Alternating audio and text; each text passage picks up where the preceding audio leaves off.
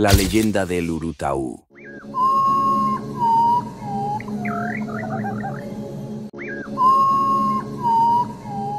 La escena se abre en el corazón de una aldea guaraní, donde la bella hija de un cacique vive bajo la severidad de su linaje.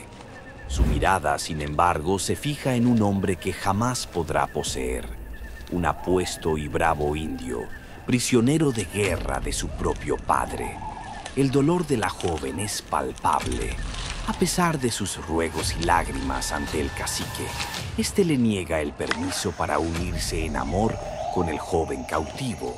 Empujada por la desesperación, una noche, bajo la densa oscuridad de la selva, la joven huye, internándose en el bosque.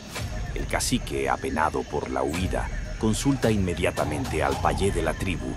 El chamán, con gestos rituales, revela el escondite de la joven. El padre envía a sus emisarios a la espesura, pero estos regresan al pueblo con una noticia inalterable. La joven está decidida a permanecer en la selva si su padre no accede a su deseo. Ante la terca negativa de su hija, el cacique vuelve a buscar consejo. El payé medita fríamente y opina que solo si un gran dolor le llega, podrá olvidar su dolor de amor perdido.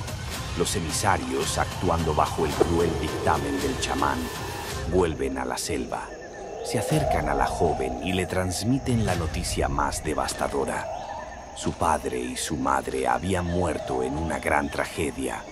La cámara se detiene en su rostro en primer plano, capturando la inmovilidad.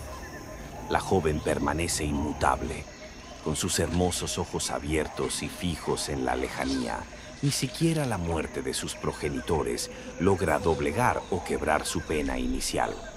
El payé, como último recurso, se acerca personalmente a la figura de la joven. Se inclina y le susurra al oído la mentira final, el golpe mortal.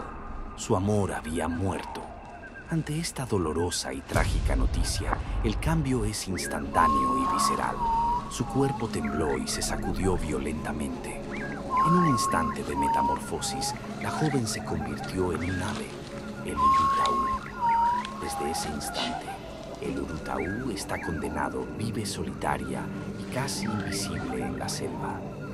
Cada noche, el aire se quiebra con su sonido, el triste lamento que lanza por su amor imposible y perdido.